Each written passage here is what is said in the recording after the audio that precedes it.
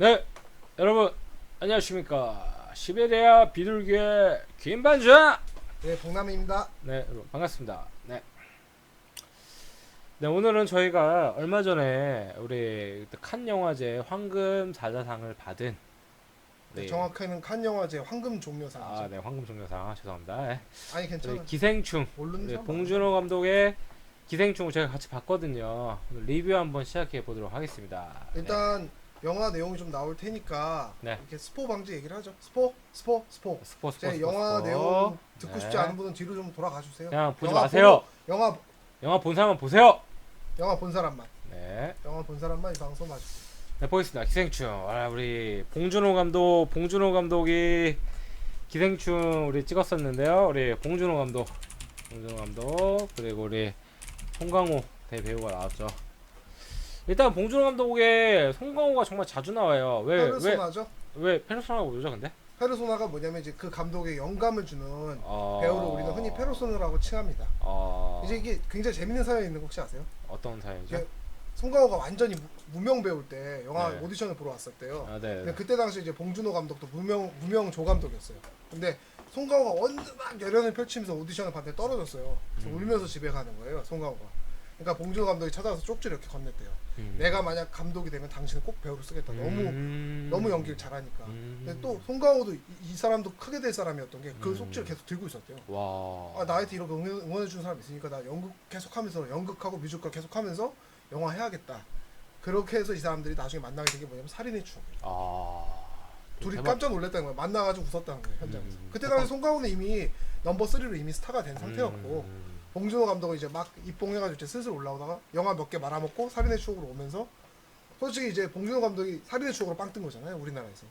그렇게 된 거죠. 둘이 다시 그렇게 잘 돼서 만났던 게 이제 살인의 추억. 그래서 이제 재밌네요. 그때부터 파트너가 된 거죠. 영혼의 파트너. 일단 우리 기생충에 관련돼서 한번 얘기를 한번 해볼 건데 어떻게 보면 기생충이라는 영화 자체가 우리나라의 양극화 좀 닮아가는 것 같아요. 정말 최빈층과 최고 부층 간의 얘기를 나눈 거고 최빈층이 이제 부층에 이제 기생을 하죠. 숙주를 삼아서 기생하는 장면이었고 전 인상 깊었던 거 몇 가지만 좀 포인트를 좀 짚고서 우리 복남이님과 한번 얘기 나눠보겠습니다. 첫 번째 포인트는 뭐냐면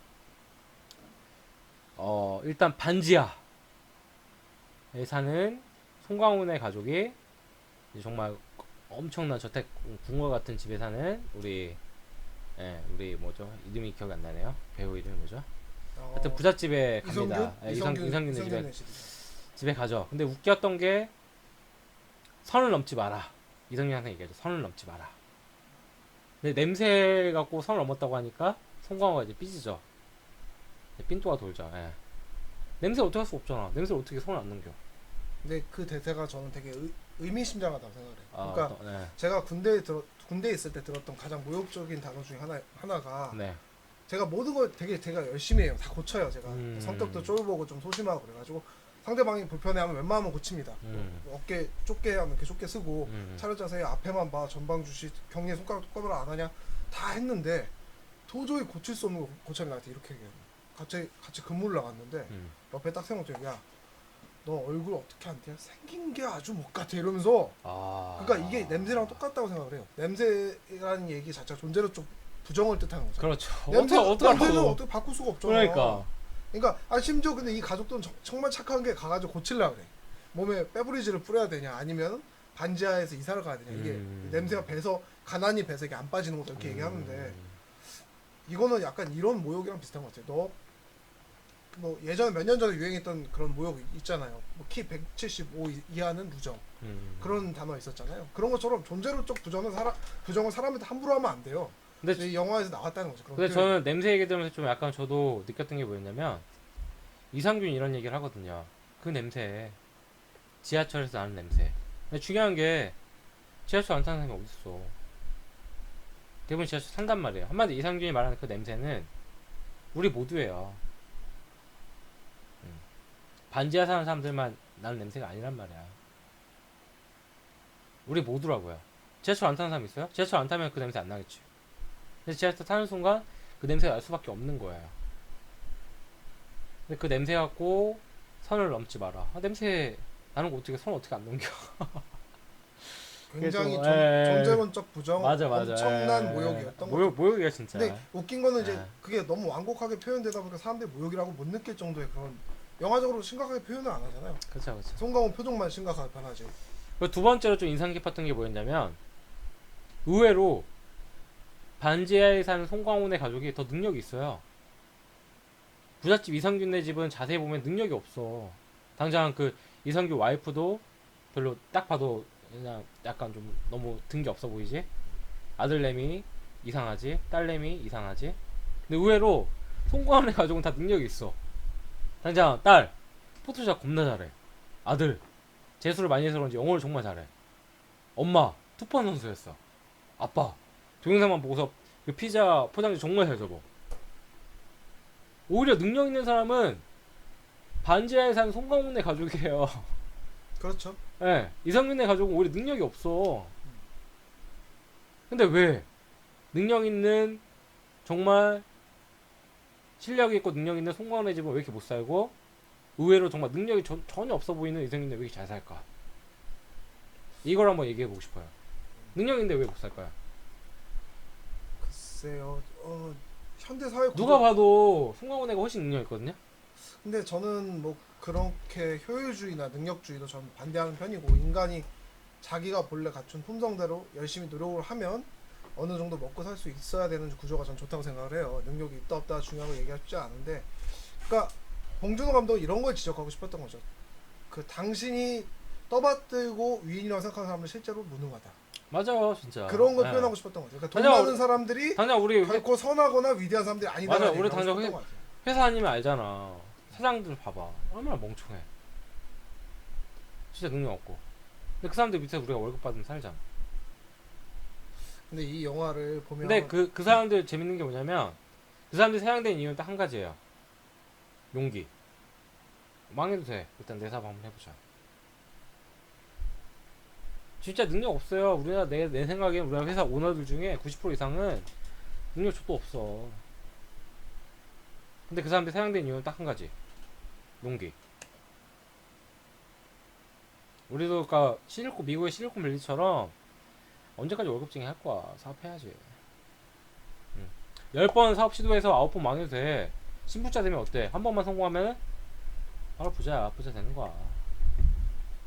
월급쟁이 연연하지 마세요. 사업합시다. 사업하면은 이성균네 가족처럼 능력 없어도 부자 되는 거야. 송광호네 가족처럼 능력 있어도 항상 월급쟁이 살면은 답이 없을 수도 있어요. 저는 좀 사업하세요. 그러니까 지금 김 반장님 좀 흥분해서 좀 말을 이렇게 하는데 자기 일 아니라고 그렇게 쉽게 얘기하면 안 돼요. 그러니까 근데 이런 얘기 하고 싶었던 것 같아요. 김 반장님 속뜻은 이거예요. 여러분의 삶을 남한테 맡기지 마세요. 맞아. 자기 인생을 주체적으로 그래, 하세요. 그게 꼭 그래. 사업이 아니어도 좋습니다. 그래. 여러분이 내가 인생의 주인이 되면 확실히 돈을 버는 것과 삶의 그 만족도가 달라져요. 왜 능력 그걸 없는 얘기하는 거예요. 능력 없는 놈들 밑에서 왜 월급 받고 살러? 사업하라는 얘기는 쉽게 얘기하면 안 되는데 자본주의 사회에서는 망하면 뒤가 없을 수도 오케이. 있으니까 오케이. 우리가 이렇게 수습하고 넘어갑시다. 오케이, 자기 오케이. 삶의 주인이 되라 이런 얘기. 세 번째 인상 깊었던 거는 의외로 하층민들끼리 싸우죠. 가정부 집안과 송광호 집안이 싸웁니다. 되게 슬펐어요, 저는 그게. 아니 둘이 힘을 합쳐서 이 진짜 위에 있는 사람들과 싸워도 모자를 파네. 지들끼리 싸워요. 이게 진짜 현실 같아요. 하층민들끼리 싸워요. 그래서 영화 제목이 기생충이었던 것 같아요. 혹시 그거 아세요? 바이러스는 몸에 감염되면 복합 감염이 돼요. 이를테면 바이러스가 만약에 감기 바이러스가 들어오잖아요. 에볼라 바이러스가 들어오잖아요. 둘이 손잡고 신나게 몸을 죽여요. 끝까지 번식해요. 몸이 죽을 때까지. 근데 기생충은 어떤지 아세요? 만약에 심장사상충 한 마리가 여기 감염되잖아요. 고양이 심장사상충이 우리 김반자 몸에 들어왔다고 칩시다. 강아지의 심장사상충이 들어왔어요. 둘이서 안에 싸워요. 같은 부위의 두 마리가 공생 못해요. 그게 이 영화의 포인트인 것 같아요. 왜 너희들은 서로 공감해야 되는 부분인데 서로 자인해서 물어뜯니? 그러니까. 그걸 보여주고 싶었던 근데 이게 우리나라가 현실이랑 비슷한 게 우리나라가 GDP 비율이 대기업에 많이 의존하는 나라 중에 하나거든요. 근데 막상 대기업에 취업할 수 있는 사람은 10명 중에 1명밖에 안 됩니다. 나머지 9명은 중소기업을 가야 돼요. 그런데 10명 중에 1명 가는 그 대기업을 온 국민이 엄청나게 지지합니다. 대기업이 망하면 우리나라 망해. 막상 어떻게 보면 9명의 노동을, 그러니까 10명 중에 9명을 책임지는 중소기업을 키워줘도 모자를 판에 한 명만 책임지는 대기업에 몰빵을 해요. 그걸 떠받들어요. 기생충 영화랑 비슷해요. 하층민들끼리 싸우잖아. 지들끼리 힘을 합쳐서 중소기업의 힘을 그러니까 몰아줘도 모자를 판에 지들끼리 싸우면서 대기업을 떠받들어. 대기업이 어떻게 보면 이상균이지.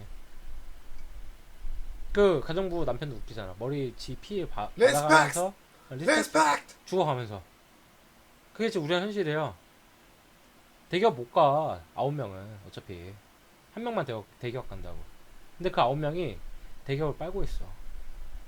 9명이 힘을 합쳐서 중소기업을 발전시키고 지들 삶을 증진시키고 전진시켜야 되는데 그 9명이 대기업을 빨고 있다고. 어차피 가지도 못하는데 그 9명은. 그게 더 좀 떠올랐어 영화 보면서. 우리는 현실이 아닌가 이게.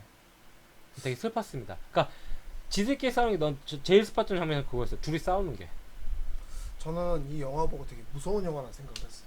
영화 보면 이게 돈 많은 친구들이랑 한번 얘기해 본 적 있어요. 완전히 상위 한 10%, 1% 그런 친구들 대화해 보셨어요, 이 영화 보고?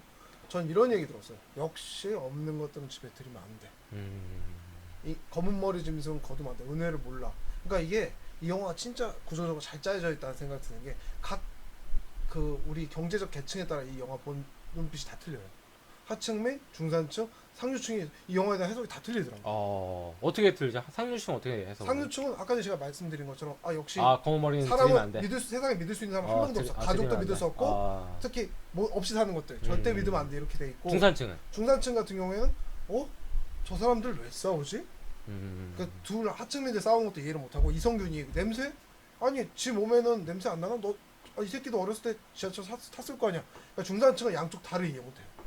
하층민은? 하층민은 이제 아까 전에 우리 그 김반장님 해석한 것처럼 너무 보면서 아파하죠. 안타까워하죠. 아우 똥물 들어온다. 그 반지 앞 그 씬 보셨죠? 물 넘치는 씬. 그 하층민들이 고뇌하고 괴로워하면서도 다음날 또 일하러 가잖아요. 그 잔치 있다고 그 집에. 뭐 하층민은 보면서 굉장히 아파하고요. 중산층은 양쪽 다를 이해 못하고 벙쪄하고 상류층은 이거 보고 그냥 이 봉준호 감독이 생각한 거랑 전혀 다르게 해석한 것 같아요. 보면서 그래서 이 영화가 되게 무섭게 잘 짜여진 영화다. 어느 계층이 봐도 각각 다른 걸 느끼고 생각해볼 수 있는 점을 던져주잖아요. 이게 잘 만든 영화거든요. 이런 게. 그 약간 칸 영화제에서 대상을 받았던 이유 중에 하나가 좀 자본주의의 약간 이 나쁜 점을 되게 풍자를 되게 잘한 것 같아요. 솔직히 우리나라뿐만 아니라 자본주의 사회는 다 똑같거든요. 계층이 있거든요. 상류층이 있고 중산층이 있고 하층이 있고. 제가 잠깐 끼어들자면 이 영화가 근데 그래서 영화제까지 나가고 상업적으로도 성공할 수 있었다. 두 개의 성공을 거머쥘 수 있었던 이유가 감독이 사람 대중을 잘 속였기 때문에. 왜냐하면 생각해 보세요. 지금 전 세계적으로 점점 대기업을 욕하는 영화들은 점점 줄어들고 있어요. 왜냐하면 그러면 그런 영화를 출자할 이유가 없지. 자꾸 좀 더 많은 사람들이 우리들에게 돈을 써야 되는데 대기업 욕하는 영화에 출자할 수 없잖아요. 근데 이 영화 보고 위에 있는 사람들은 그렇게 느끼지 않거든. 속였잖아. 위에 있는 사람 속이고 중산층 속이고 하층민까지 속이는 정말 슬픈 영화. 전 이 영화 보면 되게 아팠어요. 그냥 제 생각도 많이 나고 저랑 비슷한 것 같아서 나도 잘못하면 벌레 되겠다. 아무리 힘들어도 이악 물고 범죄는 손대지 말아야겠다. 그런 생각 많이 했습니다. 네, 하여튼 이상으로 기생충 리뷰를 좀 정리하면서 마치도록 하겠습니다. 영화 괜찮아요. 또 한번 보십시오. 괜찮습니다. 이상으로 마치도록 하겠습니다. 여러분 안녕.